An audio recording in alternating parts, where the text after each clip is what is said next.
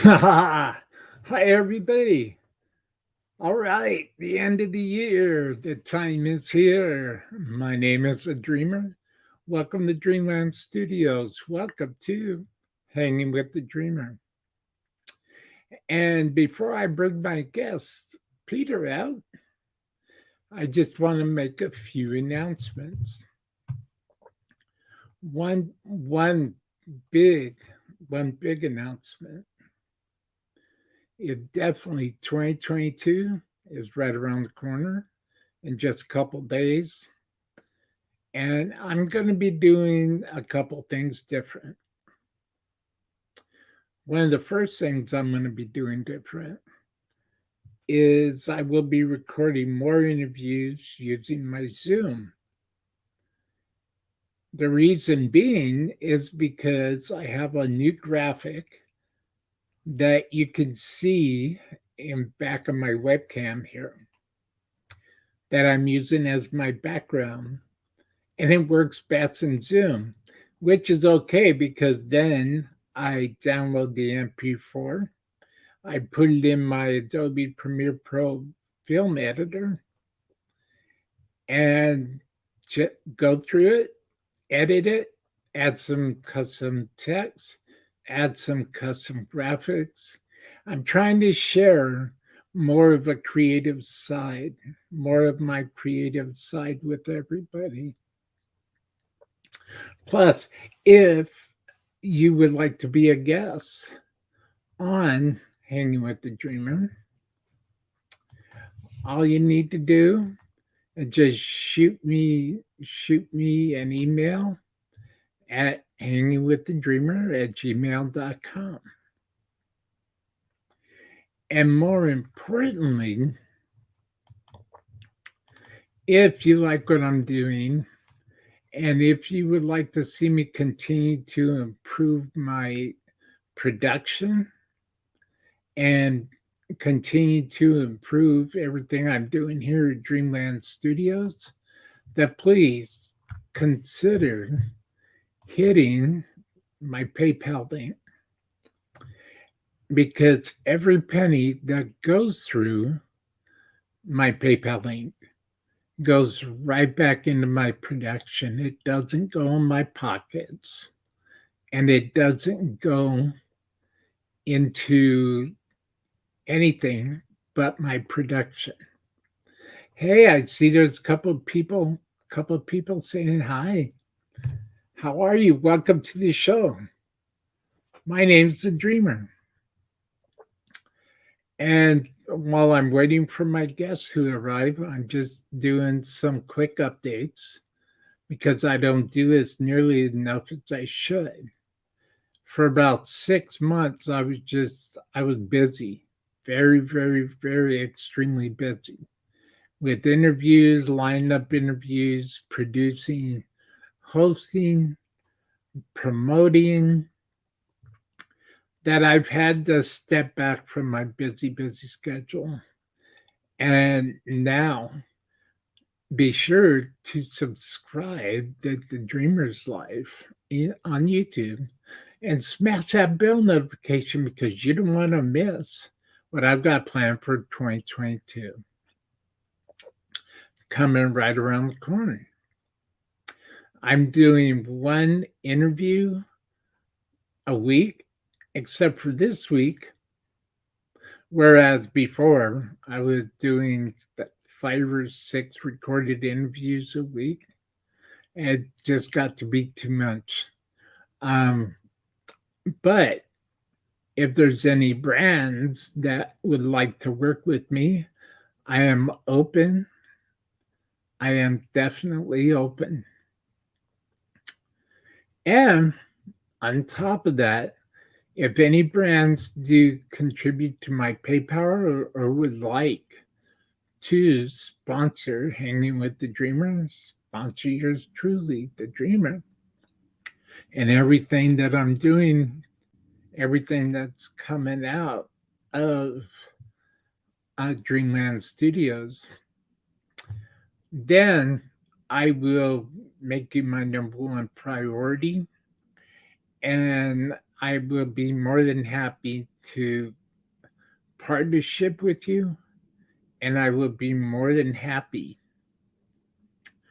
to work with you in any capacity. But I am currently looking for paid sponsorship. I am currently looking to produce more content in 2022, and I am currently looking to having more epic guests for 2022. And I think it's going to be about 50-50. 50% recorded with Zoom and hopefully 50% live. But again, you don't want to miss out on anything in the dreamer's life. And now, without further ado, everybody who's watching right now, thank you for being here. Be sure to say hi in the chat and introduce yourself. And be sure to say hi to Peter and ask Peter any questions. This is going to be great. Are you ready, everybody? Welcome to the year-end special, live, only on Hanging with the Dreamer. I would like to introduce everybody at this time to my guest, Peter. How you doing? Hey, welcome. Hey. Welcome, Peter. Welcome. How are you? Hey, another day in paradise. For sure. For sure. Without a doubt.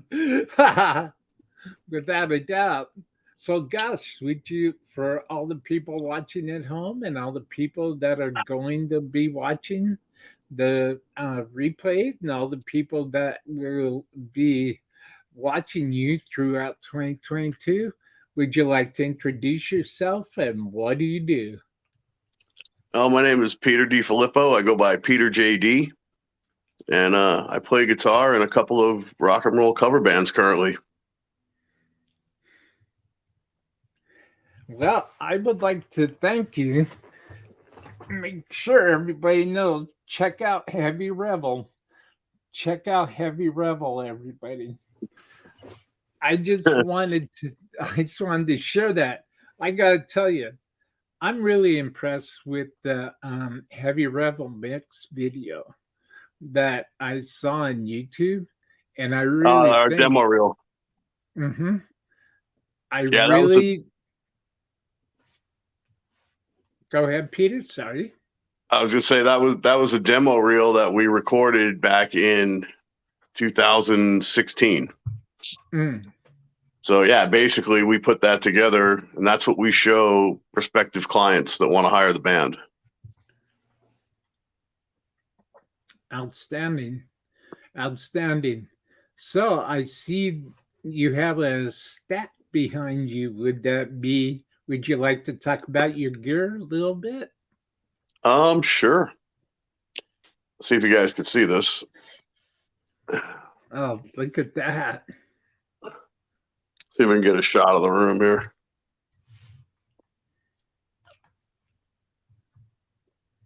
Beautiful sight. Kind of like the virtual 360.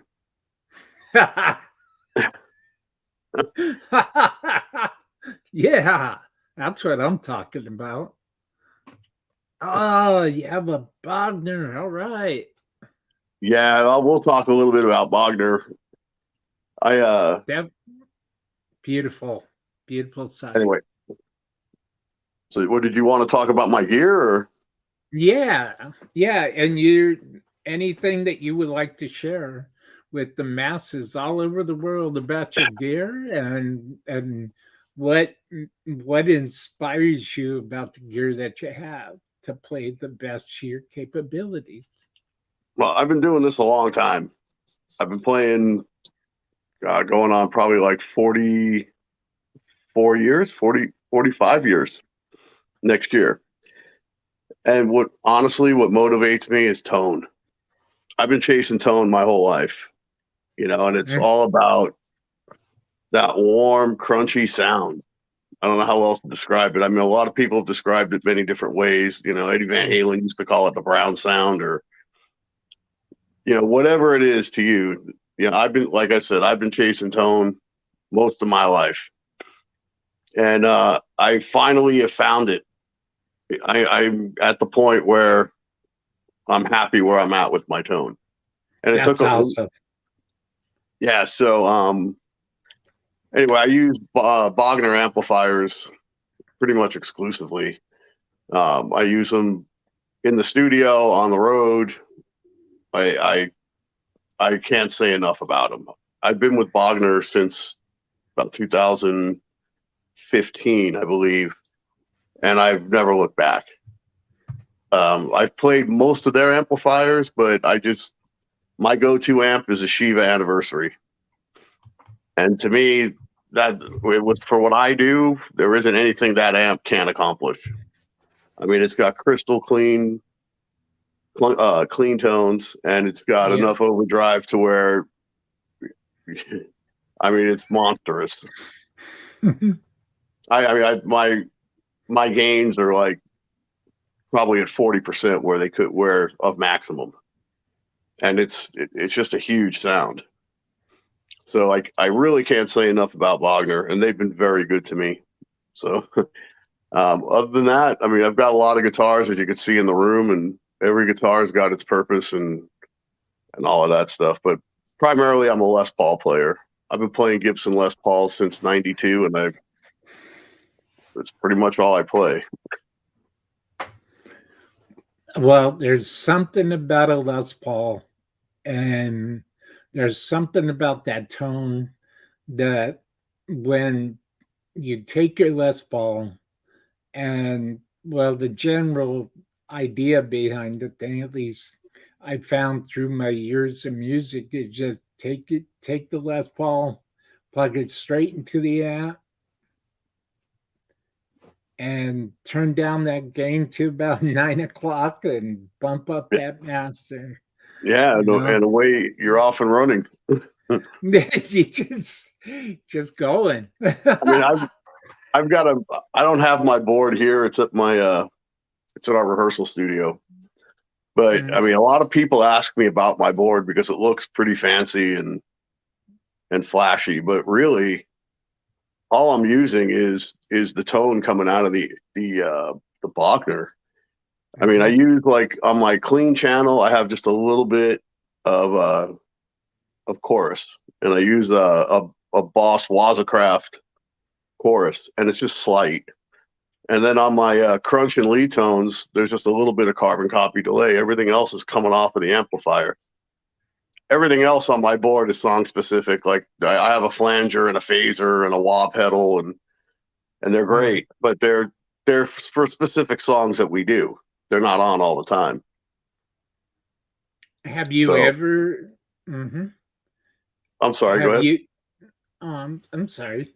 Have you ever used or tried the ISP Theta Pro? I've heard of them. I've never actually had one.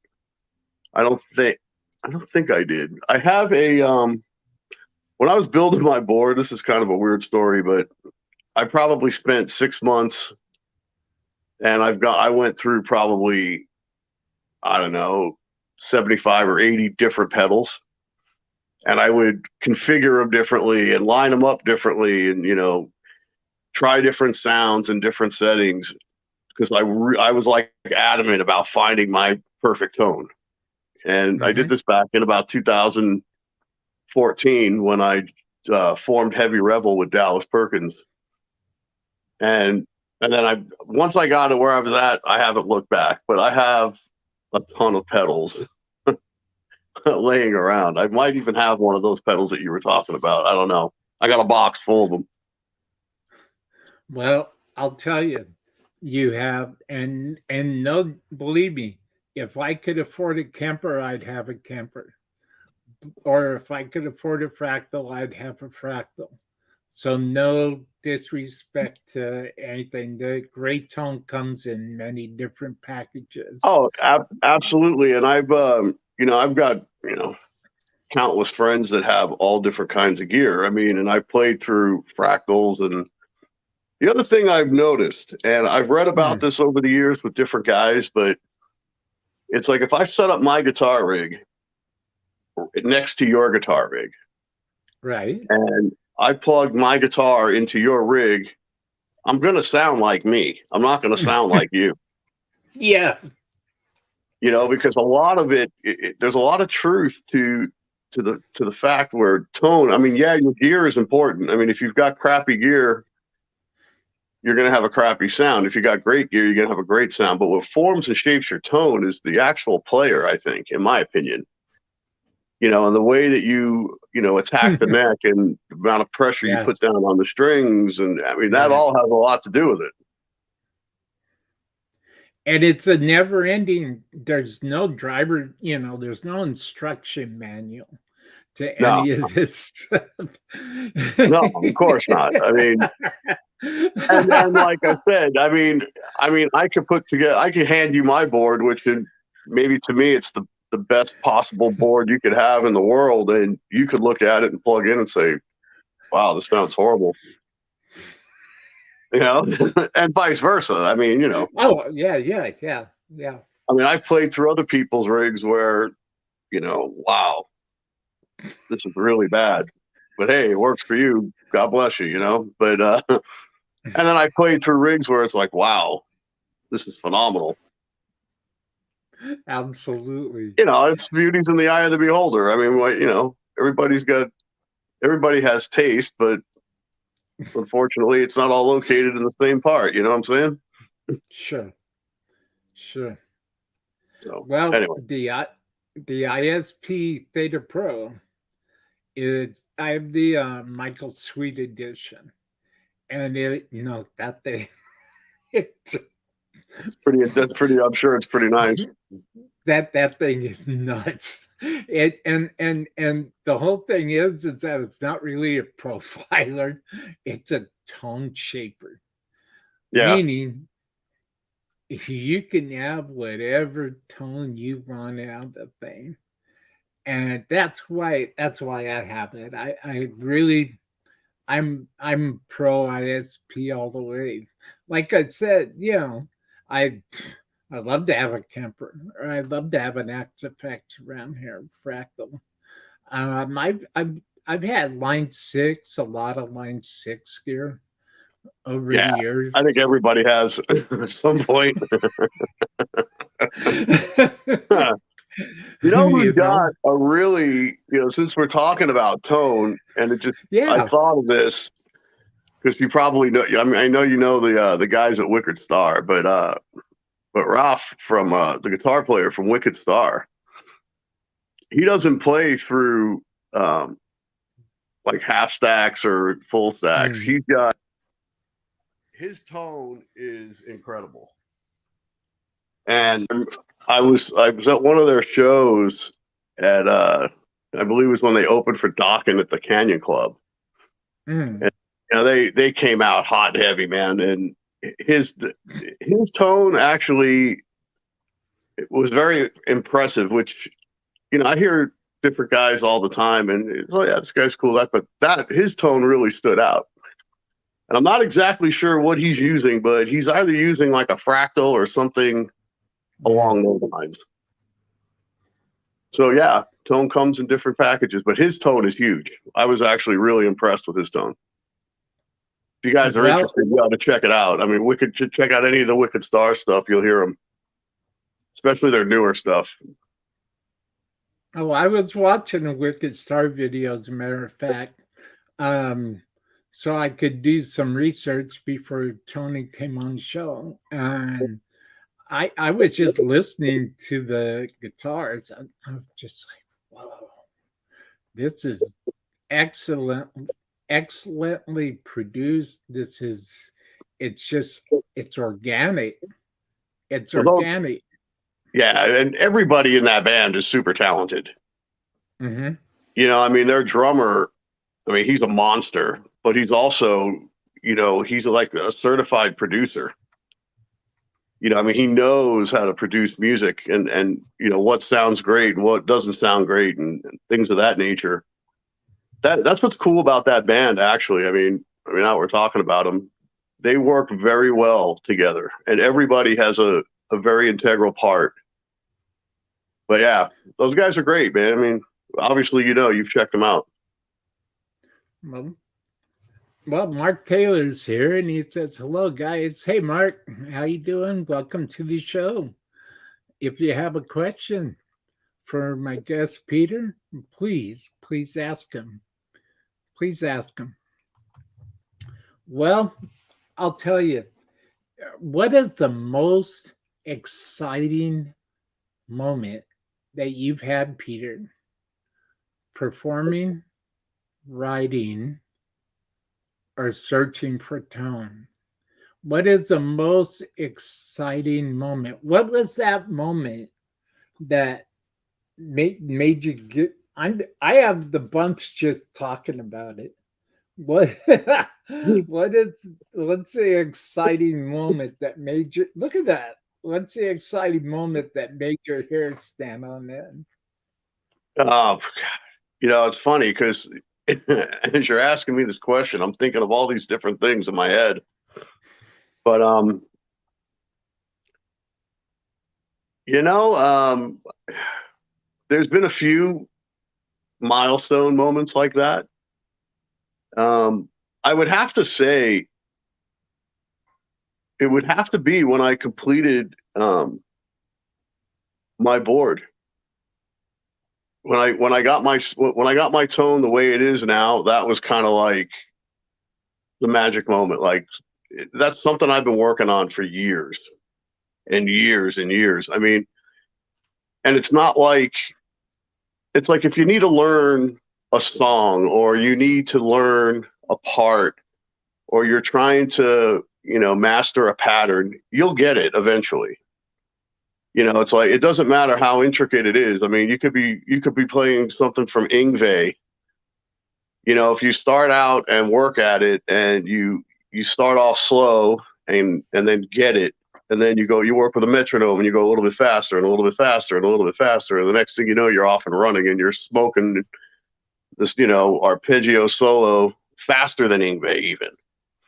But when it comes to tone, like you said, it's like music; it's never ending, and there's millions of possibilities. And I don't know, some people, it's not that big of a deal, I guess. I mean, I know guys, that have been playing as long as me that really don't have much of a rig. I mean, they just a guitar, maybe a couple pedals, and straight into the amp, and they're happy, and it works. And it's the old saying: if it sounds good, it is good. But for me, it Yep. took to get it to where I'm at. And some people might listen to my tone and say, "Wow, that's okay," or they might not really like it, or. But I do get a lot of compliments on my tone.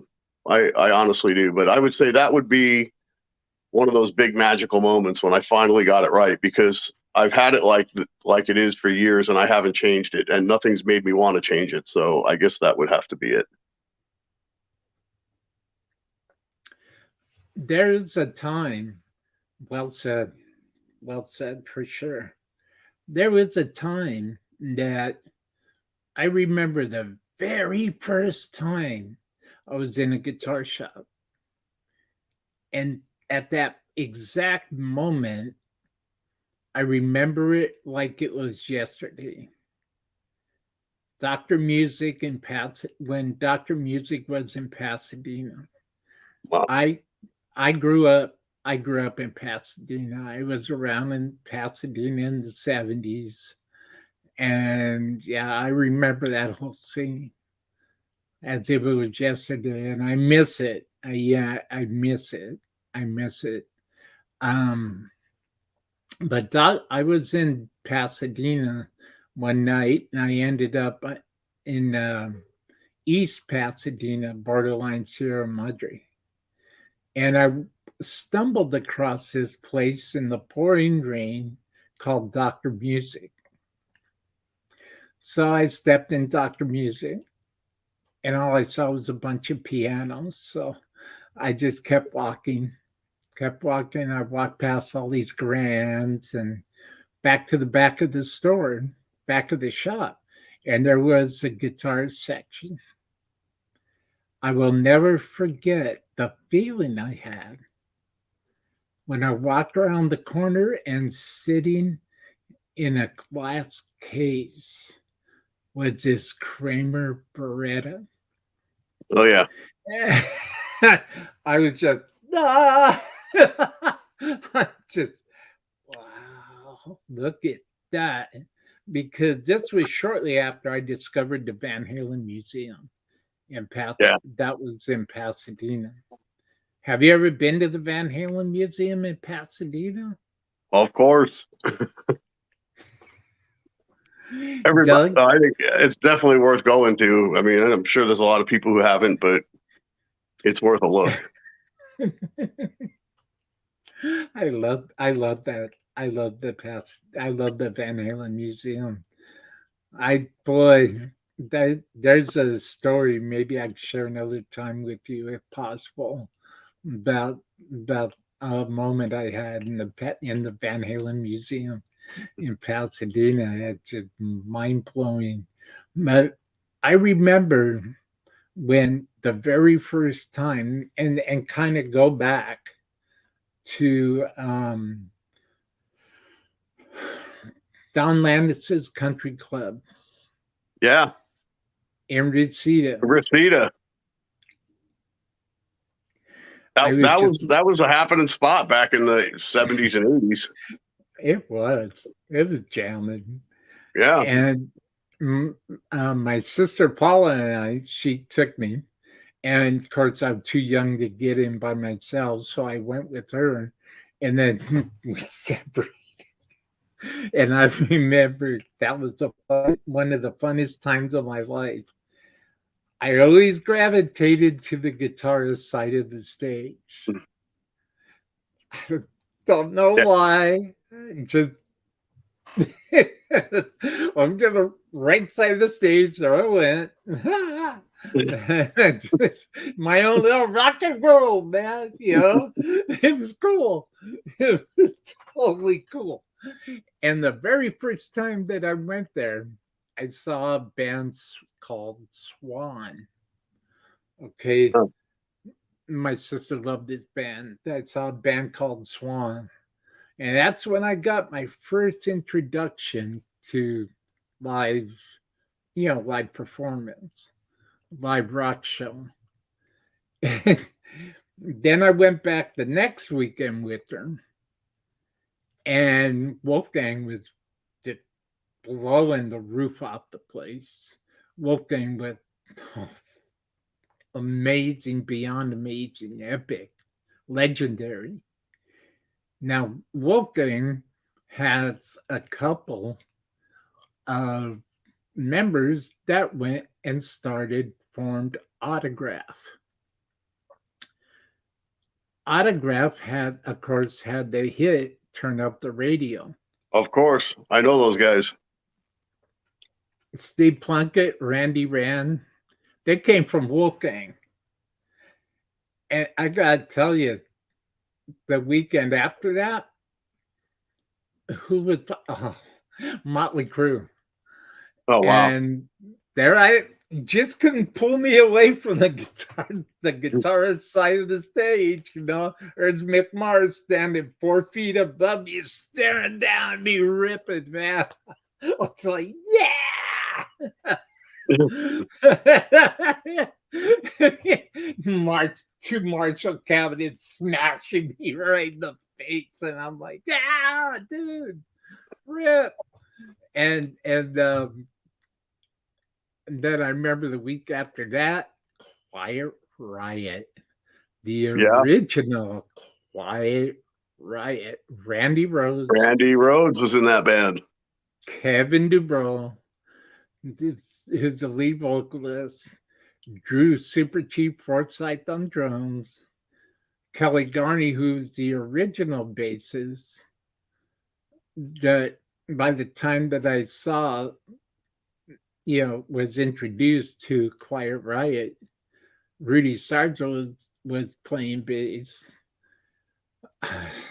Randy Rhoads, man, God bless him. You know Yeah, what? then Ozzy snaked him. When you have that moment, there's that definitive moment in a person's life that just dictates what the rest of their life is going to be like. That was mine. That's pretty Because cool. remember, I came from Pasadena. I came from the Van Halen era, 70s Pasadena scene, and the whole 9 yards. Then so that was my real introduction into the hard rock lifestyle and the hard rock life. But Randy Rhoads, there's just something about him having Randy Rhoads 4 feet above your head. Yeah, I mean, he Just was amazing. focus, looking right into your soul, man. It was ah! It was amazing. It was amazing. Yeah, I know. I sound like a crazy person, but actually I'm not. I just know what I love and I know it inspires me. And I gotta tell you, that did it. I was hooked. I started learning guitar. That was it. That was it. So that's just like a little sorry, kind of get off the subject a little bit. But Ah, yeah, that's cool. it's all good, man. It's all good. Thank you. And that's What what's so is great. you? That's what's so great about music, man, is it's never ending. It never ends. I Yeah. mean, you could just when you thought you've learned everything, there's always something else you could do, something else you could perfect, something else you can come up with. Yep. Yep. You It know, it so really is. yeah, and it's the one thing that's yours that nobody could take away from you either. You know, it's like you could always go there. Yeah. I don't know. It's been So great for me. so who are your influences in life? Your musical influences, your guitar, your playing style influences, your life choice influences.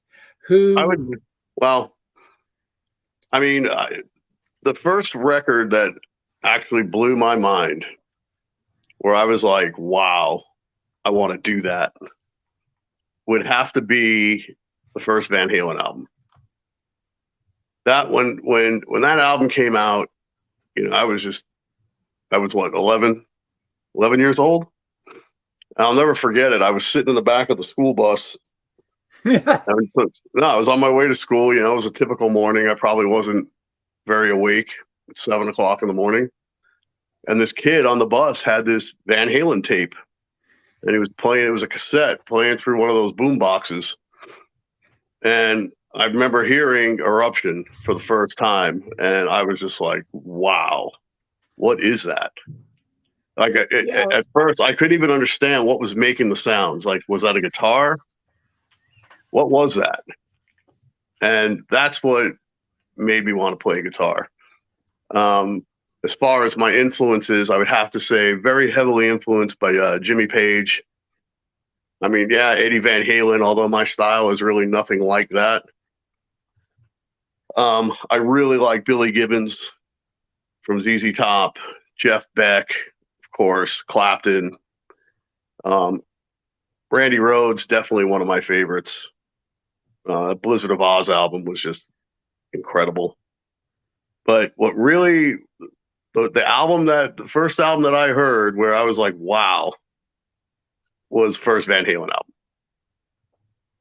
And that doesn't mean that there's other albums that weren't as impressive or whatever. That's just the one that I heard at that particular moment in time that made me want to be a musician. Well, TR Glitz Music. Welcome. Welcome. My name is The Dreamer. Welcome to Hanging with the Dreamer. The Dreamer's Life.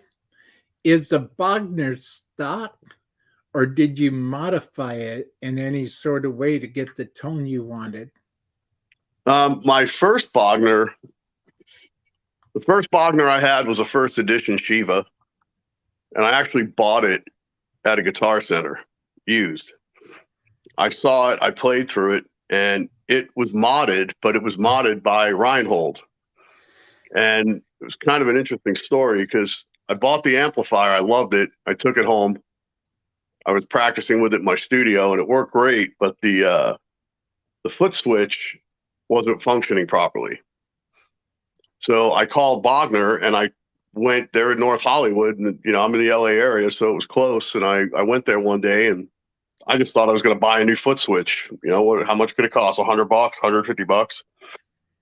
And they took me in, and they saw the amp, and then they verified what the amp was, and that the mod, basically the mod that was on it was a master volume, or I'm sorry, a boost volume, because those amplifiers didn't have a boost when they first started making them.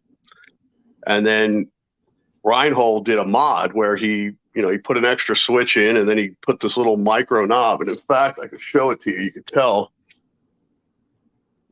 I don't know if you could see. If you could see the bank, that little tiny knob that sits offset to the top. Yes. That was put in by Wagner. And whoever owned the amp before me wanted a boost, I guess, and took it to Wagner, and they put it in for him. But because of that mod, that amp was sitting there for like 4 months, and they kept lowering the price, and nobody would buy it because they knew it was modified and they didn't know by who. And I took a chance. So anyway, I bought that amp, took it to them. They fixed the switch for me. And then about a month later, halfway through my first set, the amplifier went out. I had no sound. It's like the second song of the first set of the night. I got no tone. Lights are on, but nothing's coming out. No sound. And I actually wound up playing the rest of that gig plugging straight into the PA because it's all I had. I didn't have a backup amplifier. And then I went back, called Wagner, and I took it back to them. And they said that they were going to take the whole thing apart, and they were going to fix it for me. And they gave me a loaner to use. And then they asked me if I was represented by anybody and if I was interested. And I said, of course, yes. And I've been with them ever since.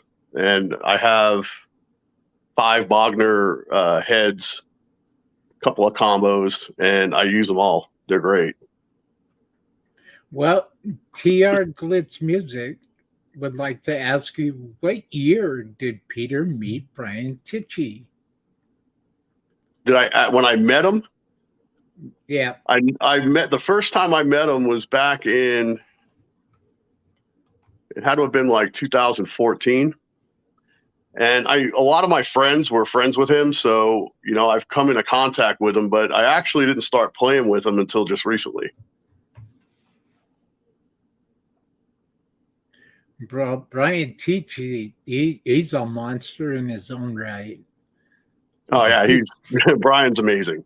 I mean, he's amazing. I mean, he's not just a drummer. I mean, he's a very solid musician. I mean, he plays guitar like amazing.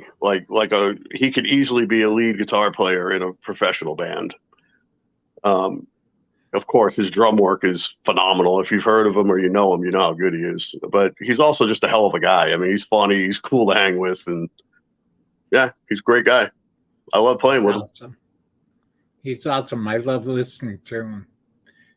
I appreciate all the music that I've heard him play on, and some of the live concert footage that I've seen him performing with bigger name acts and stuff, sitting in playing drums. And he's played with some huge people, amazing big bands. Absolutely. I mean, he's awesome. So you have a Marshall stack behind you. I do. Is that a 1959 SLP? Yeah, it's actually it's a 1973 Super Lead 100 watt. Gotcha. Excellent. And I bought it off a guy. I don't know if you can see it. Sure. So basically, I bought that head off of a guy in Nashville. And then the cabinet that goes with it is, I don't know if you can see this one at the bottom. Sure. That's a Casket League. 1971 original Marshall 412. It has the original 25-watt Celestians in it, and they're in perfect condition. Cabinet looks a little beat, but it sounds amazing. And those were both COVID purchases, believe it or not. You know, Amazing. well, I mean, I'm always looking for gear and stuff. Yeah, And yeah. that particular head is something I had one years ago, and then I sold it, and regrettably so. And it's just like the one that got away. So I found it on Reverb. Some guy in Nashville had it, and the price was right, so I bought it. And then I found that cabinet. Once I had the head, I knew I needed a matching cabinet, and I found that also during COVID.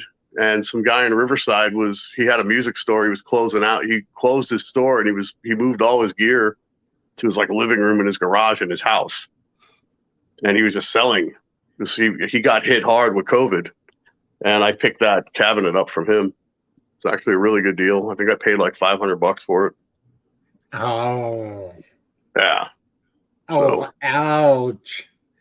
And the tone that comes out of that amplifier is amazing. But ironically, I could damn near replicate it with my Bogner. And that Marshall amp, I mean, the sound, anybody that's ever played through it is blown away. And that amplifier is actually modded by Reinhold Bogner as well.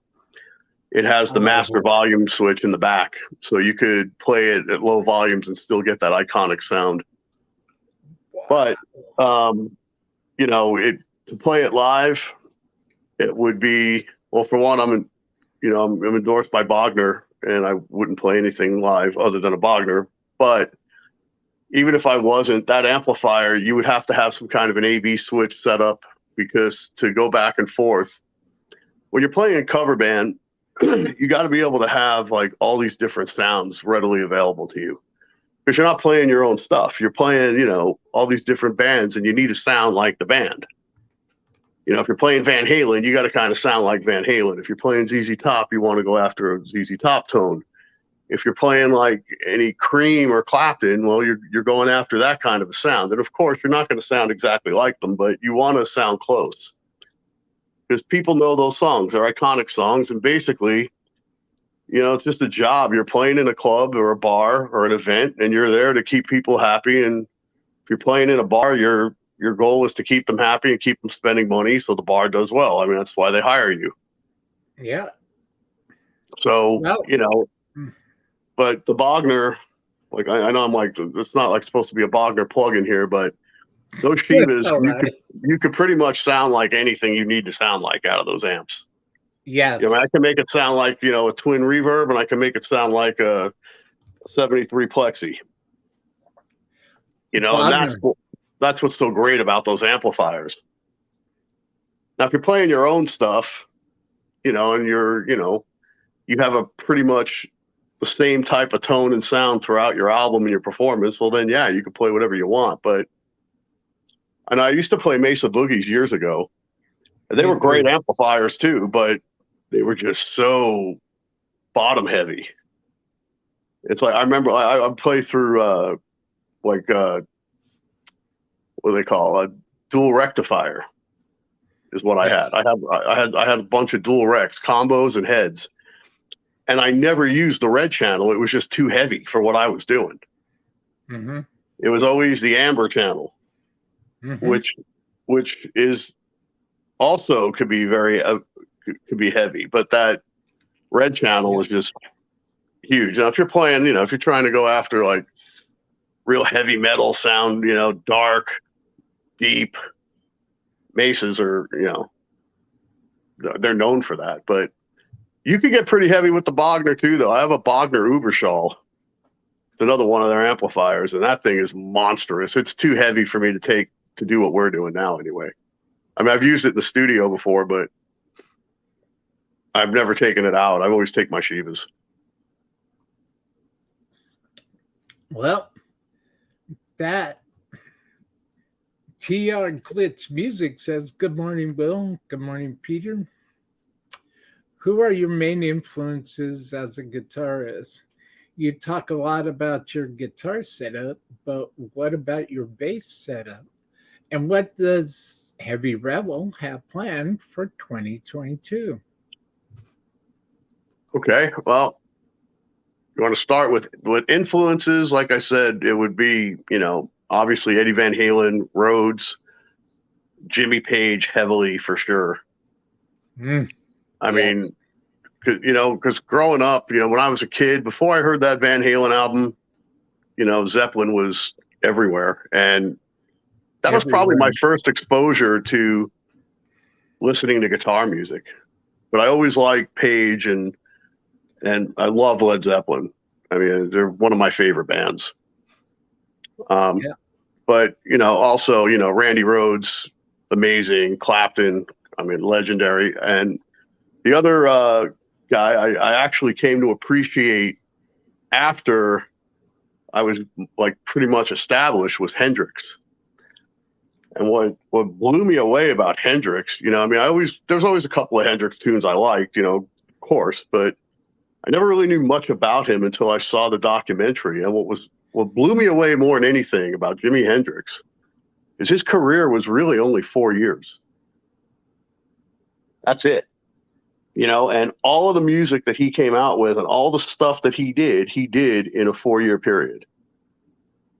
And that was just mind-blowing to me, because there's artists that have been out for 20 years that haven't achieved what that guy achieved. I mean, and to do all of that in 4 years and have such a main influence on the way music was progressing and changing, and the way guitar playing changed. I mean, Jimi Hendrix, he has to be part of the conversation. But honestly, I didn't really appreciate him until later on. Not growing up so much, but like, when I was in my 30s and my 40s, that's when I really began to appreciate him. As far as Heavy Revel, I've been with Heavy Revel. We formed that band, and it originally was Roadhouse, and then we transformed into Heavy Revel, and that's myself and Dallas Perkins, the founders of that band. Dallas and I have been friends since 1984. He's probably one of my oldest friends, one of my best friends. We're going to be out. We got a lot going on next year. I'm also in another band. I believe the final name of that band is going to be Aviator. We've flown under Collusion and Cadence. And it's a long story. That band evolved. I've been in that band for about a year now, and it's just dialed in the way we want it. So I'm sure I'm going to be playing with both bands. I also have an album that Dallas and I started working on around 2014, 2015. And there's a couple of songs that are going to be on that album that I actually co-wrote with my brother, who passed in 1996. So it's kind of been on the back burner, but this is going to be the year to get it finished and get it released. So that's definitely going to be happening in 2022. I'm going to try and get it done by summer. And then, of course, we're already booking heavy, both bands, for next year. I mean, we've got casino dates lined up. We're going to be playing the club circuit in LA and Orange County, a lot of private events. This December was super busy. I mean, we played a big event for a guy named Palmer Luckey, a young philanthropist type, Newport Beach. He had a giant party for his boat parade, and we set up right on his property with the boat parade going on in the background, and we played for his guests. So that was pretty cool. But yeah, 2022, we're going to be all over the place. There'll be a lot of club dates, a lot of big events, concerts in the park. Like I said, there's several casino dates.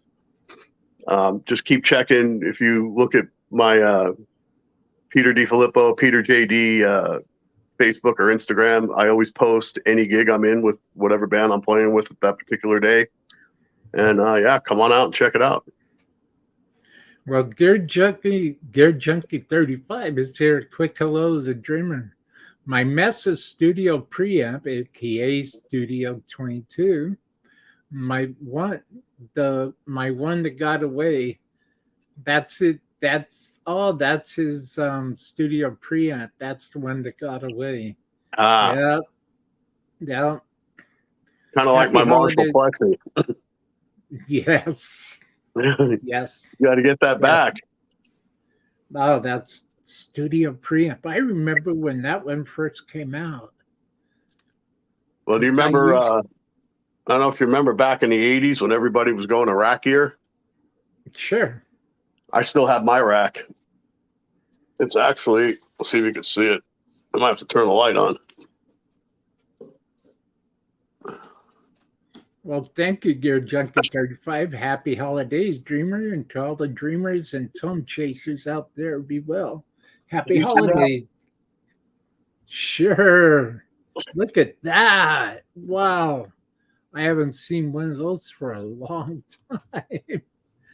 Oh, you Yeah, got an 88 MP1 preamp.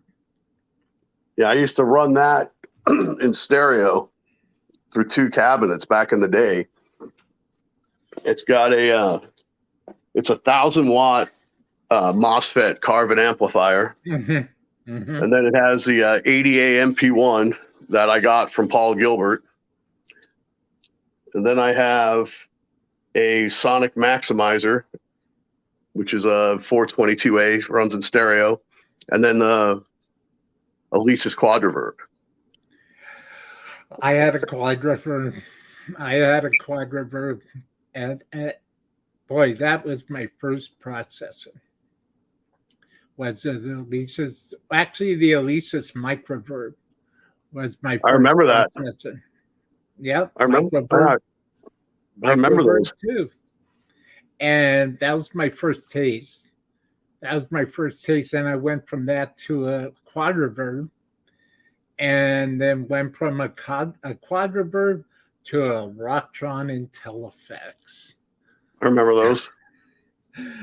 That thing's nuts. Especially the reverse delays. Well, hell, before I got that rack, I was playing through a Randall combo amp. Oh, right on. That's what I had, and then this was like my first real, I guess what you would call a professional setup. So yeah, but I don't. In the eye of the beholder. And I typically don't ever sell gear. I have in the past, and I've regretted it. Like the one that got away, it's like I hate that feeling. So that's why I don't get rid of my gear. I've got like, I think I'm up to 43 guitars now, and I've got at least 15 amplifiers, 16 amplifiers, and they all serve a purpose. Mm-hmm. I even have my old Tascam 4-track cassette recorder from the 80s. I have one of those. Sure. I still have mine. And I have I also have the a Roland drum machine that I got in the 80s that was at the time as good as it got. And I never use that stuff anymore, but I've never gotten rid of it. Well, you never know, man. You just never know. It's like if you get rid of something and then, down the road, something comes up and you need it for something. It's like I don't play Fender guitars, but I've got, a Strat and I've got a couple of Tellys. You never know when you're going to need that sound, like for a specific reason, for a song you're doing on an album or for a gig that you might land. I mean, I play in my bands, yeah, of course, but I also sub with a lot of people too. I get phone calls and, hey, you busy on, next Friday night? No. Well, I've got this gig. It pays this, and can you do it? Yeah, no problem. Send me the set list. So you just never know. I mean, but primarily it's the Les Paul. Well, and we'll talk about that a little bit. Mark Taylor said he had a 60s Marshall Plexi that got away. Oh. Yeah, though, I mean, my heart out, dude. A 60s Plexi? Yeah, he probably, if he had a 60s, he probably had I would say a 68 or 69. Hopefully those were, I think Page's original head was a 68. Yes. That was his like go-to. And like, what's funny is his guitars, his two Les Pauls, you know, they're 59s, but they're really shaped like 60s. I never I don't know. thought of that. I don't know if you knew that, but like No. his first Les Paul, I'm pretty sure. I think it was the one that Joe Walsh gave him. I think Yes. that's what started it. But Joe Walsh had it, and he had the neck tapered. Because that's the thing with me too. It's kind of an interesting story because I never liked Les Pauls. I never picked up a Les Paul that I liked. I mean, it was the necks to me. They always felt like a baseball bat, and it's probably because every Les Paul I picked up was a '50s model with the fatter necks on them. Now, when I started playing guitar, you know, my first guitar, you know, I guess it doesn't really count. It was a Harmony that came out of the JCPenney catalog. It's all my parents would get me. But my first real guitar was an Ibanez Roadstar 2. And then I went to I stayed with Ibanez in the 80s. I was playing you know, the RGs and then I had a Charvel, and those are the guitars I was playing. And those necks were slim and fast. And then one day I picked up, a friend of mine had a Les Paul that he wanted to sell, and he's a good friend of mine, and he needed the money. It was important. And I was probably going to buy it anyway just to help him out. But when I picked up that Les Paul, I was blown away at how great it felt. And it was a 1960 Les Paul standard. It had that 60 tapered neck on it. And once I picked that guitar up, I started learning everything there was to learn about Gibson and Les Pauls. And I realized that the ones from the 60s had the slim necks on them. Yes. Well, Page did the same thing because he had his Les Paul that he got from Joe Walsh was a 59, but it had the tapered neck like a 60. And then he got another one, another 59, and had it reshaped. So it played the same way. And honestly, if it wasn't for Jimmy Page, the Les Paul might not even be around today. Because in 1960, that was the last year that was slated for the Les Paul. The new guitar that they came out with was the SG, and that was supposed to replace the Les Paul. And they didn't make a Les Paul from 61 to 67. But Jimmy Page and Zeppelin came out, and he was playing those Les Pauls, and he didn't care. That's what he liked.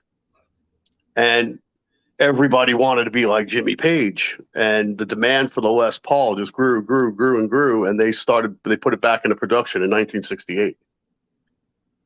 Have another interesting story. Very interesting. Thank you for sharing that. That I was not aware of that. I was not aware that Jimmy Page's iconic Bruce was actually modded or crafted to be like a 1960. And back then, I don't think he cared what it was like as long as it was thin enough to play the way he liked it to play. Yeah. But ironically, I mean, because, you know, you could buy nowadays, you can get a Les Paul with I think there's 4 or 5 different size necks that you could get just out of the custom shop alone. They have a 60s, they have a 59, they have a 58, an early 50s neck, a C-shaped neck. You know, but I never cared for them until I picked up my first Les Paul, which was this one right here. This black one. That Black Beauty. Look at that.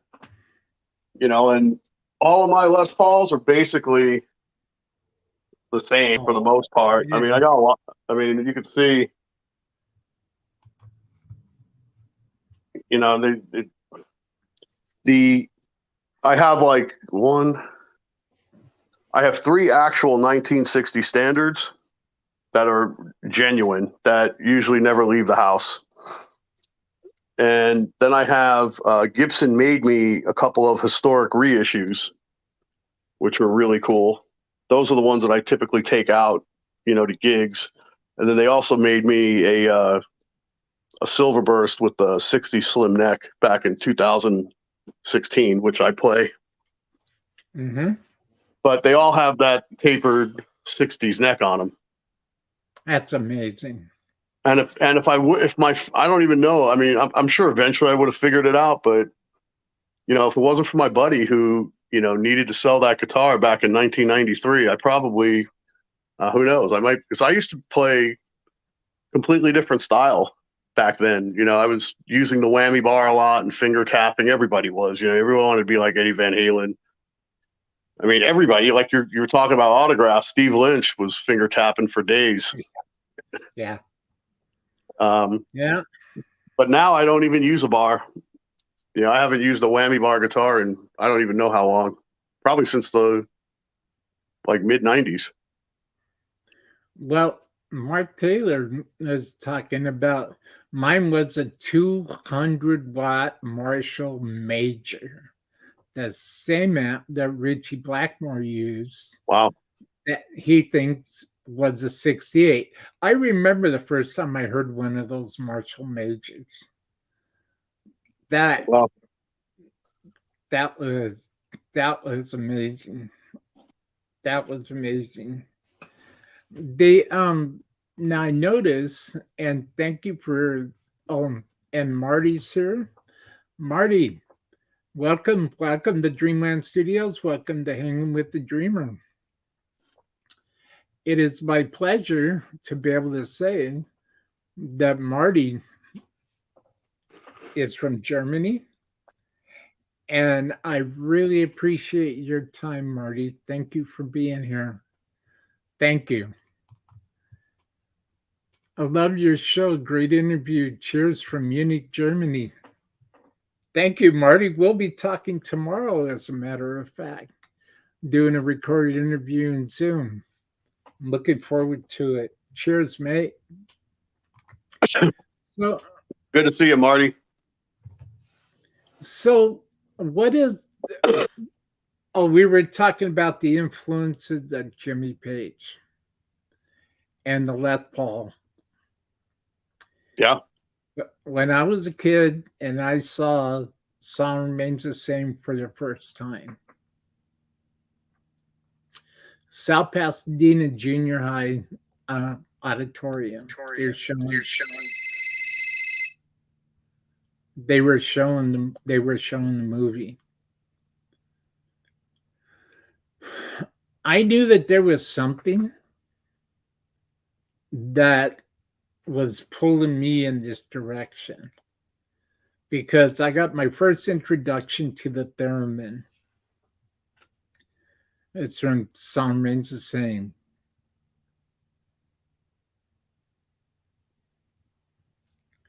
Have you ever played a theremin or used a theremin before, Peter? A theremin? A theremin, yeah. No.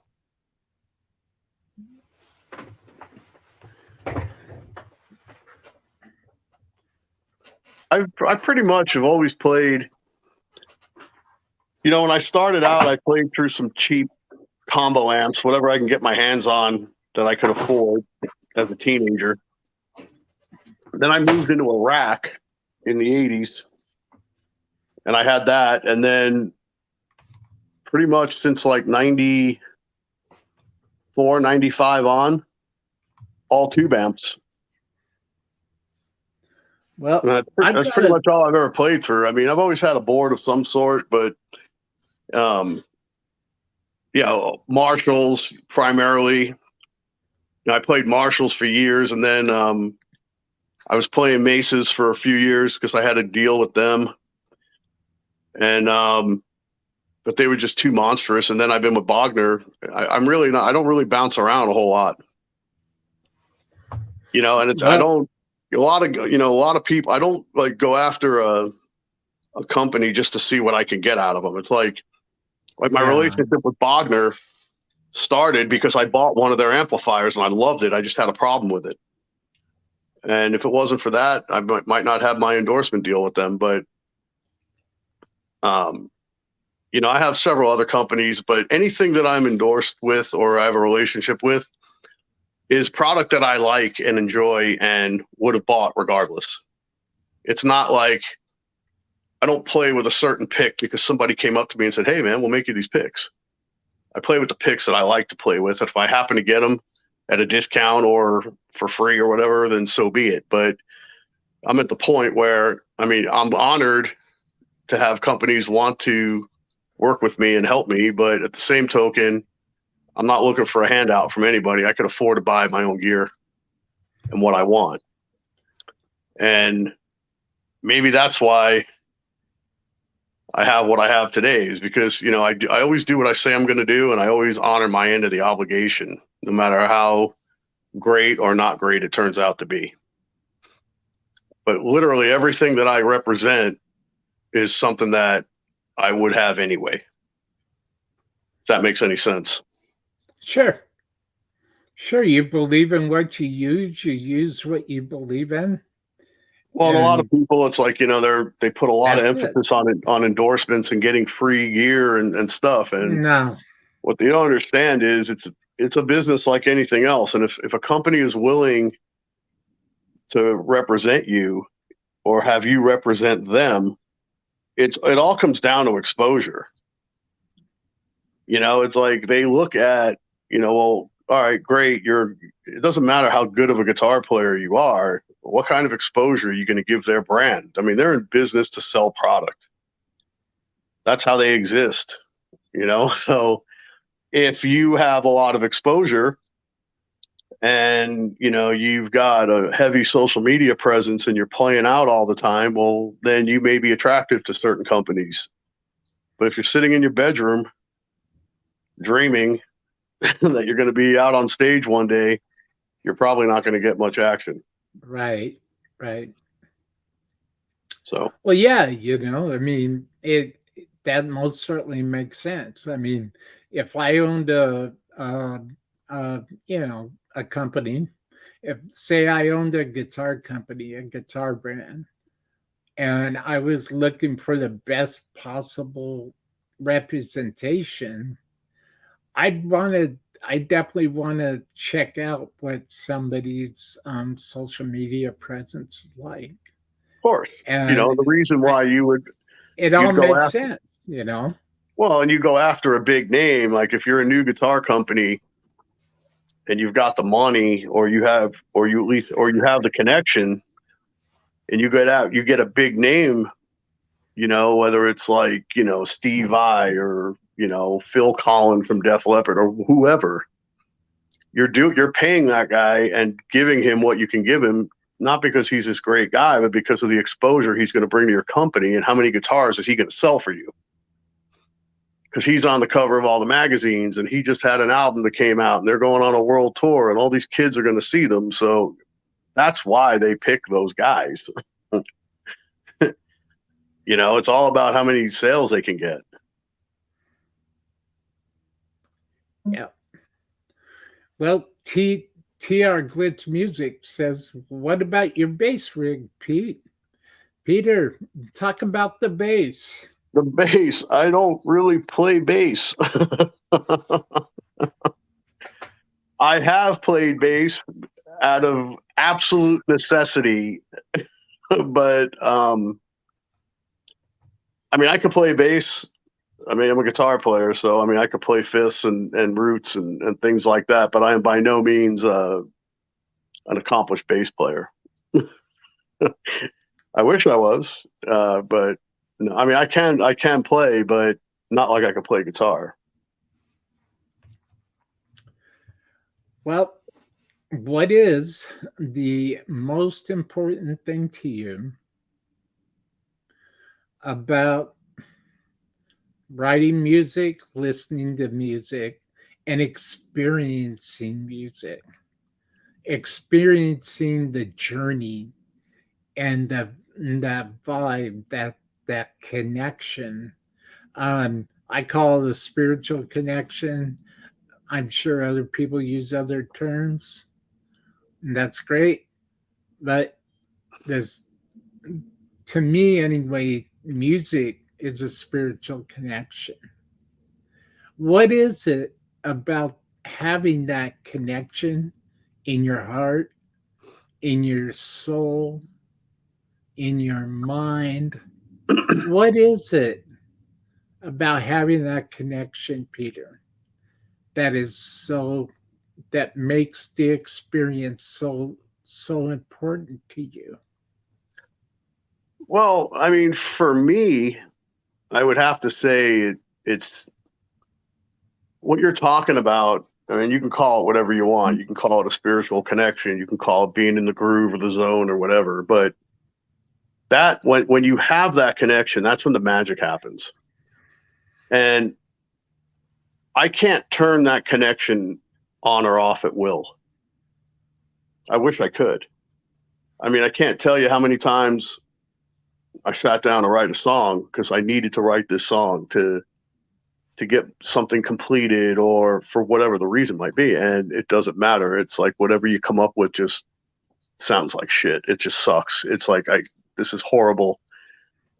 It doesn't sound right. The tone's not right. And you keep going back and forth and you're pulling your hair out, and it's to a point where you have to just set it down and walk away. But when you do have that connection, it's like effortless. The creativity just flows in an abundance. It's like, and you never know when it's going to strike. I mean, it could be 2:00 in the morning. I mean, there've been times where, I'll get up in the middle of the night to go to the bathroom. I'm on my way back. I'm walking back to my bedroom, and it's like I get an idea. And if you don't act on that idea right now, chances are, if I go back to bed, I'm going to forget about it in the morning. So I go and grab a guitar and I start playing. And if it's something that sounds good, I keep going and I record it, even if it's just a simple recording from a phone, just so I don't forget it. And more often than not, you come up with some really great ideas and they turn out to be really good songs. But to answer your question and not to digress, when you're in that groove or in that zone, or when you have that connection, you can't stop it. It's just like, it just flows out of you. I can't explain it. And I wish I could turn it on and off, because if I could, I'd be a millionaire. But I'm sure everybody would. And some people have a deeper connection than others. And it's like, you got some people, some artists that, they write song after song after song, and their hits after hit after hit, 20, 30, 40 years are still going strong. Then you got these bands that you've heard them, one hit wonders. They come out and they're just powerhouses and they sound amazing. And all of a sudden you don't hear about them anymore. That's it. So I don't know. I mean, I'm sure there's a lot that goes into that, contracts and deals that were made and who knows what, but I know that the creativity flows when you have that connection, and that's typically when your best work will come out of you.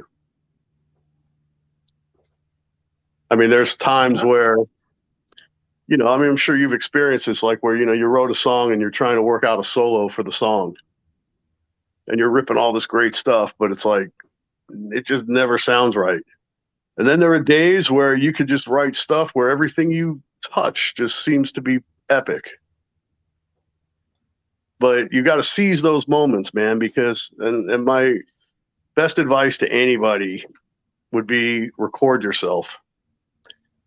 I mean, because for one, you can go back and always go back over your idea that you had. You won't forget it. You could critique yourself. You'll learn from it.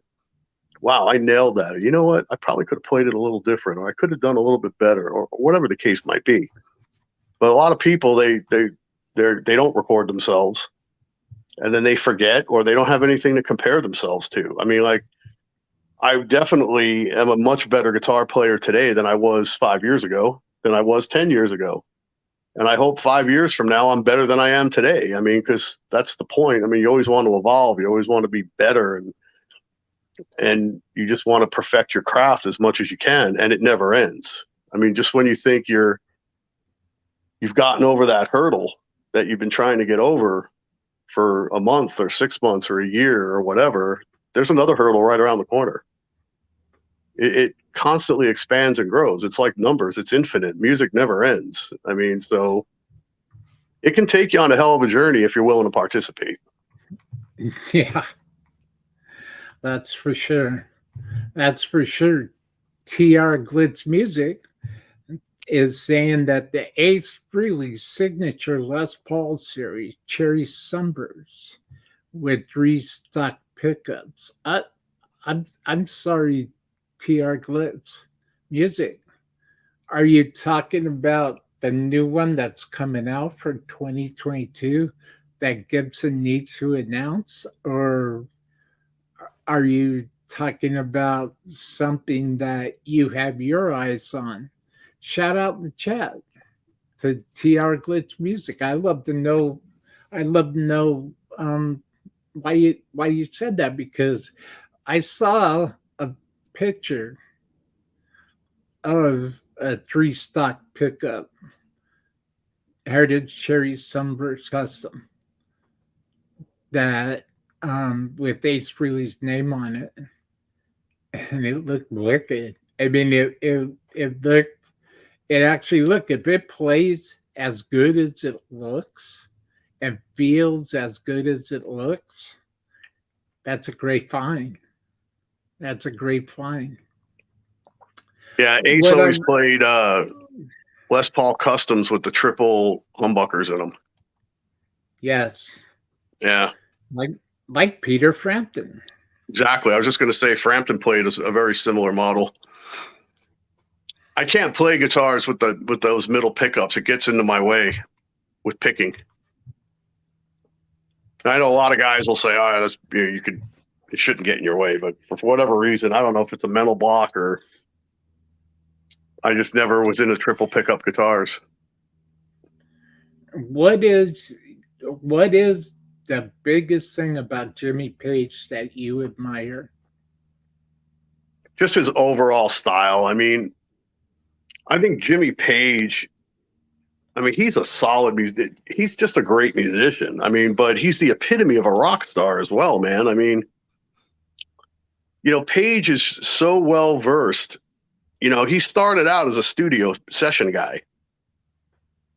And then he was in a couple bands, and then obviously Yardbirds and Led Zeppelin and whatnot. But just his style, man. And I don't agree with everything he did. They did a lot of drugs, and I'm sure the drugs had a lot to do with the music that came out, and that's fine. But his overall just style just always blew me away. If I had to pick one guitar player, it would probably be him. And that's a bold statement because there's a lot of great influences, especially in my life. But I would say overall, Page, it's his style. He's just got a great feel, and I don't know, there's not many Led Zeppelin songs that I won't listen to. Put it that way. Well, this is a very interesting statement from TR Glitz Music. Will, it was not Sound Remains the Same that introduced you to a theremin. It was the old Dracula movies with Bela Lugosi. They used it from eerie background music. Well, actually, I know what you're talking about, and I agree. The the theremin was used for the background music for the old Dracula movies.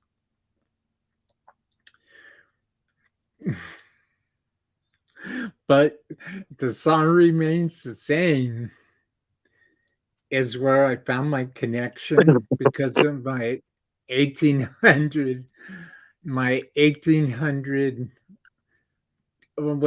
connection to ancient Scotland that goes all the way back to the 1800s and King William IV.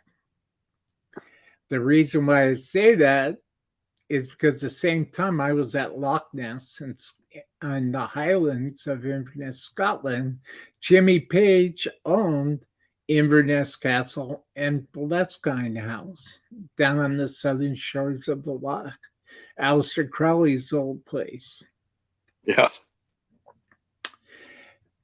And I found that out 3 weeks after my sister and I got home from Europe, because there was this big write up in Circus Magazine. Oh, Jimmy Page, was seen in Scotland and, Well, he bought got it. Aleister Crowley's house. Yes. Yes. Yeah, man. I mean, he was into some pretty dark stuff for a while. I mean, there's all kinds of great interviews with him, but for a while, man, he was into some really heavy stuff. I think he even he bought like a bookstore that specialized in like the dark arts. But then I guess he gave it up. He gave all that stuff up after a while. He doesn't talk about it much. But he was into some pretty crazy stuff. Do you remember which is what was the name of the bookstore in London, England? Wasn't it Equinox? I think so. I don't remember. It sounds familiar, but I know that he did own one. Well, check this out, Peter. Mark Taylor. Page was a great songwriter also. He is one of my number one influences. Absolutely. Absolutely. TR Glitch Music says, talk about the beard, Peter. What influenced your beard? I was going to say Rick Rubin. Actually, I grew the beard on a bet. So from 2006 to 2013, I was working in law enforcement as a reserve, and I had my hair buzzed. Oh, my pleasure, man. So I had a high and tight. I had a 0 on the sides and a number 1 flat top, and no facial hair. I worked undercover a few times, and they allowed me to grow some facial hair, but nothing like what I have now. So anyway, when I retired from that, I used to have to get a haircut every like 10 days, and I have to shave every day. And I was like, you know what? I'm just going to let it go for a while, because I'm playing music and I don't need to have short hair anymore, and I just want to take a break. And I started letting my beard go, but it was just like a normal beard. And then my son, who is 31 years old, he started growing his beard out. And his beard was substantially fuller and longer than what I had. And he was giving me the, you'll never catch me, old man. You're too old to grow a beard. I'm young. And I'm like, okay. So I didn't touch my beard. I stopped trimming it, and it was about 11 months I caught him. And after about a year and a half, I had surpassed him. And I was really going to cut it off, or at least get rid of all this length. But all the guys in my band that I was in, like, you can't cut the beard, man. It looks great. It's rock and roll. I mean, the crowd digs it. You got to keep it. And I was like, oh, okay. So I kept it, but it's a lot of work. I mean, you got to wash it constantly, and then you have to straighten it, because if I don't straighten it, and it's not really that straight right now, but if I don't do any, put any product in it or straighten it, it looks like a Brillo pad. So it's work, but I don't know. It's not that crazy of a story. It was basically a dare and a bet from my son. Well, it looks great. I every time that I've tried to grow up, I had a goatee at one time about this long, and I don't know, for some reason, I guess it's just not meant to happen. Well, and everybody's different. Like, you would think that, like, I haven't cut my beard. I haven't touched it I mean, I trim the sides so it doesn't get all bushy, but I haven't touched this main goatee portion of the beard since 2014, 15, and it doesn't grow any longer. This is as long as it gets. And it's actually a little bit longer because if I straighten it, I could get about another inch out of it. But that's it. It's not like it's going to grow to my toes. I don't think it'll ever get any longer than this. Some people can grow it longer than others, but I think there's a limit because I have not been able to get it any. It's been this length for years. It hasn't gotten any longer. And the only thing that happens is every once in a while when I go get a haircut and I just basically go get a cleanup, he'll trim the bottom of my beard and make it even and cut like any, strays off or whatever. But that's it. And it doesn't grow anymore. Well, Peter, this has been a very, very informative, inspirational, and innovative conversation. I thank you for your precious time, and I thank you for your spirit, and I thank you for your heart, and I thank you for coming on to the show, coming on to Hanging with the Dreamer, and being a part of this magical journey called Dreamland Studios that I've dedicated my life to. Before we end, I just are there any main companies that you or any promoters that you would like to give a shout out to? Well, yeah, I would definitely give a shout out to Lynn and Gigi from Top Rock Entertainment. They're one of our booking agents, and they keep us really busy. Definitely a huge shout out to Bogner. And,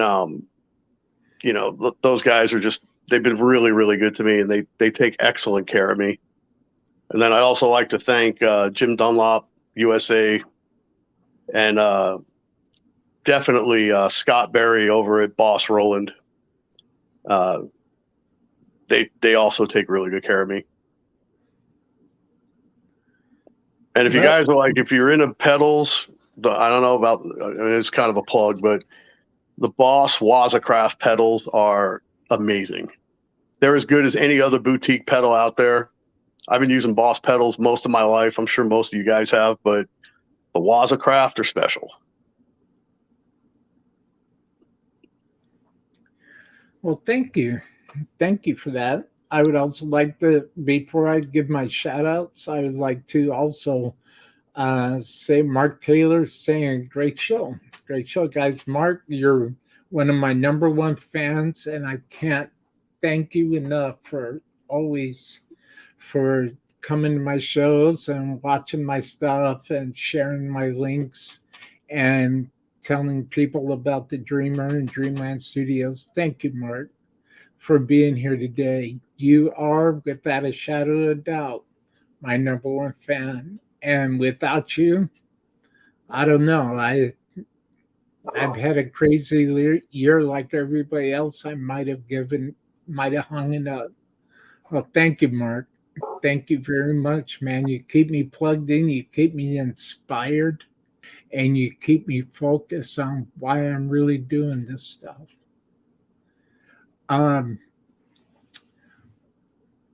My shout outs would be the Essential Guitarist group on Facebook, in which I'm proud to say Bill Eagleson. I am proud to say I am an admin. And also, I'd like to give a quick shout out to Superfan Shannon. I'd like to give a quick shout out to Creation Station up in Canada. Bill Sirik, you're the man. I also would like to give a big shout out to anybody who has the guts to go after, develop their passions in life and try to do something positive with that. It's hard work. It takes sacrifice. It takes disappointment. There's no instructional manual to any of this. Go for it. Go for it. Go for it. I also would like to give a big shout out to Jeffrey Carlson. I would like to give a big shout out to Tony Richards. And Wicked Star, Tony, you're the man. And I also would like to give a big shout out to my guest, Peter. Thank you, Peter, for being here. Thank you for sharing your love, your passion, your gear, what inspires you to play, what inspires you to be the great human being that you are and the stand up musician that you are. And thank you for sharing your musical moments with all of us today. Oh, my pleasure, man. Thanks for having me on your show. I appreciate it. Do you? My pleasure for sure. Thank you, sir. Thank you. Do you? And this is something that I ask all my guests. Do you have any questions for me? No, not really. I think what you're doing is Okay. great. Thank you. Thank you. Right on, man. Before we go, would you like to just share with the world what is your most memorable touring, gigging moment? Wow.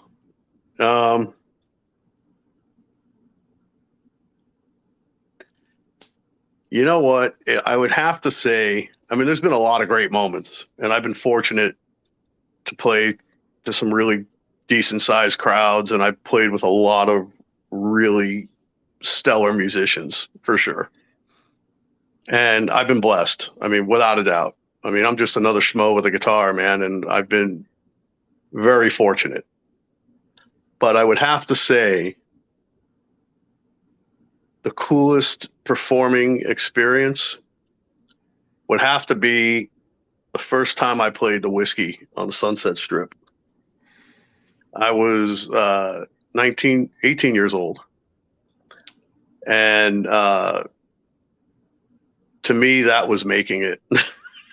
From this kid who was just, playing guitar in his room, surrounded by, posters of all these great guys, putting together a band with neighborhood kids that I went to school with, and then actually did a gig, which it was a pay to play gig. It was one of those deals where I think it cost us like $500 or $400, and they give you a bunch of tickets, and then you try to sell all the tickets. And coming from Orange County, nobody was going to buy tickets and go to LA, to Hollywood. That's, 40, 50 miles or whatever. But hitting that stage, knowing that all the greats played there. I mean, you name it, they played there on that stage at some point in time. And I was able to do that that very first time. That was probably one of the most memorable moments. That's awesome. Kind of corny. I mean, a lot of guys would say, "Oh yeah, when I played in front of 10,000 people." Or funny thing is, man, when you play in front of a huge crowd, and don't get me wrong, it's awesome. I mean, the sound is epic, but you really can't make eye contact with that many people. It's like, you see the people up front, but everything else is just a sea of heads as far as you can see. I mean, I did a gig. It was like that a couple of weeks ago with my my band Cadence, which is going to be called Aviator. That's it was Brian and Cosmo, and we played this event. It was a private event for the city of Newport Beach. And we basically set up a stage in a parking lot of a pizza place. But there at any given time there was 500 or 1,000 people there. And it was the same thing. It's like you're standing there and you see the people standing right in front of you, dancing and rocking out and doing their thing. And it was just we were tucked all the way in the back of this parking lot. And it was just a sea of heads all the way to PCH. Just the whole parking lot was filled with people. It was like a giant rock concert in a parking lot. And it's like my point is, you see people up front, but all you see is the tops of everybody else's head. and they're into it. I mean, everybody was having a great time, and it was awesome. But anyway, my point is the whiskey was it for me. And real quickly, I want, and thank you for sharing that. Real quickly, I wanted to ask you, Peter, have you ever played at Perkins Palace? That was in Pasadena, California. No, I haven't, but it's kind of ironic. In Heavy Revel, my buddy, the other guitar player and singer, is Dallas Perkins, so it would have been appropriate. Speaking real quick, speaking of Heavy Revel, everybody check out Peter's support links down the description box below. Where can the world go to find everything about Peter and to find everything about Heavy Revel and everything that you love and everything that you are and everything that you believe in? Facebook and Instagram. If you go to my personal page, you search me at Peter JD or Peter Difilippo. It's actually facebook.com/Reddcell, REDDCELL. That's my personal page. And I link everything on that. So any performance that I'm doing, whether it's with Heavy Revel or Aviator or Cadence or whoever, or if I'm subbing with somebody, or everything's always posted. Every gig that I do with whatever band, it goes out on that. And then same thing with Instagram. If you're on Instagram, my page is at Peter_J_D. And I'll pop up. You can't miss me. I got the beard in the picture. You'll know. But if you're interested and you want to know what I'm doing, or the bands that I'm in are doing, definitely that would be the best way. Heavy Revel's got a page on Facebook. Aviator, where a new page is getting made, a new website's being made up. Those are the two primary bands I'm going to be playing with in 2022. And then, of course, hopefully I'm going to get some of my new music released. I know Dallas Perkins in Heavy Revel, he's just getting ready to release his album, and it's amazing. You might want to check that out, actually. DallasPerkins.com, or just look up Dallas Perkins, and he's got links on his social media on Facebook and Instagram too. I highly recommend checking it out. There's a tune in particular called Mexican Puppets that's just mind-blowing. So anyway, I guess that would be it. Well, TR Glitch Music, thank you, Peter. TR Glitch Music wants to ask, what casinos will Heavy Revel be playing in 2022? And are they going to be doing a show with Wicked Star? Actually, didn't Heavy Revel get done doing a show with Wicked Star in Pasadena? Actually, we played for Wicked Star. They didn't play. I think Tony asked me to do the gig. I think they were supposed to do it, and then something came up. There was a conflict, but I'm quite certain that I will be playing with Wicked Star in 2022 with at least one of my bands, I'm sure. So we're definitely trying to work that out. We're actually talking about doing like a promotional showcase video. We have a really nice studio in Tustin, California, and we were actually talking about doing a showcase with Wicked Star there. And I'm sure we'll be opening for them at some point.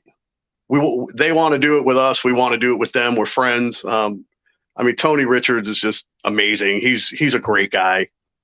And all those guys actually are great. I mean, I've hung out with all of them. They're just good people. They're solid musicians, and we definitely want to do it. It's going to happen. I don't know exactly what dates. As far as casinos, I know we're going to play San Manuel for sure. Fantasy, probably Morongo. And then I don't have the list in front of me, but I will definitely post them on my Facebook page. And we usually put them out 2 weeks prior, and then keep running them. And then I keep posting them in my story as well. So there'll be definite opportunity to come see us for sure. Well, everybody, you've been listening to The Dreamer and Peter JD, Heavy Revel, and a new band that is on the way,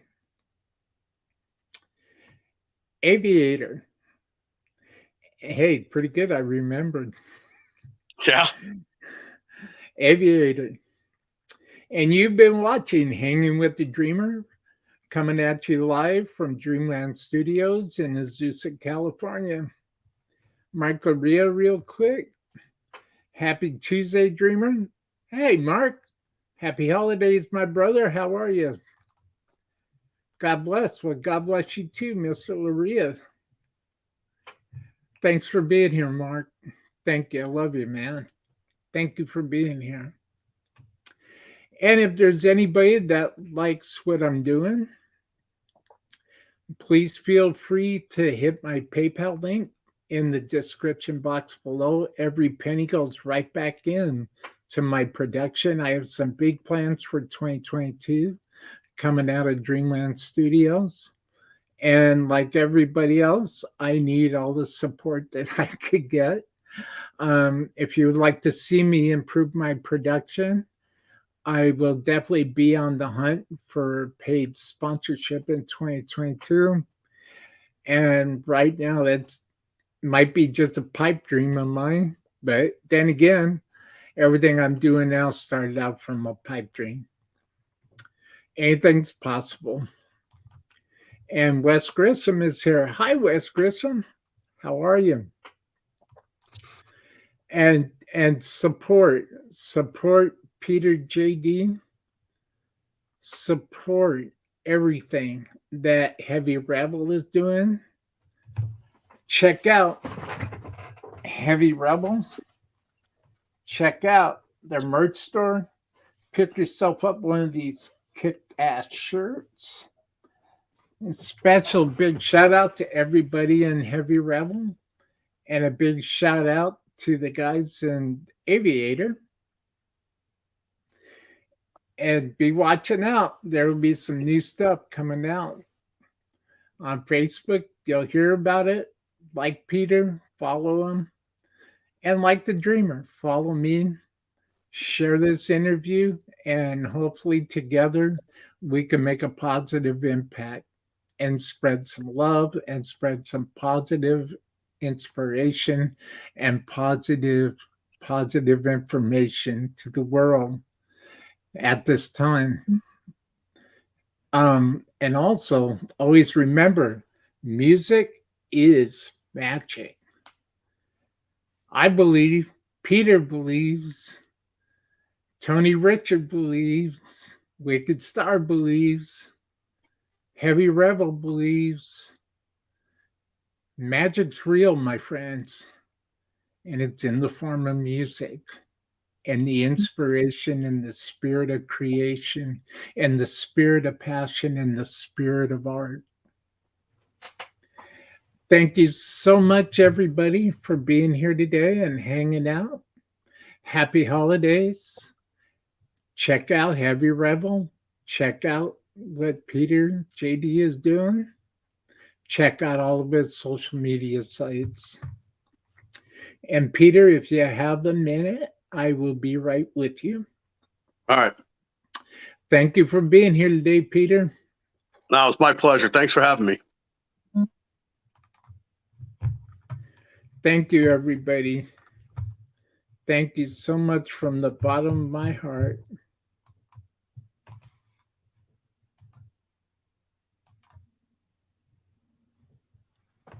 Thank you, everybody.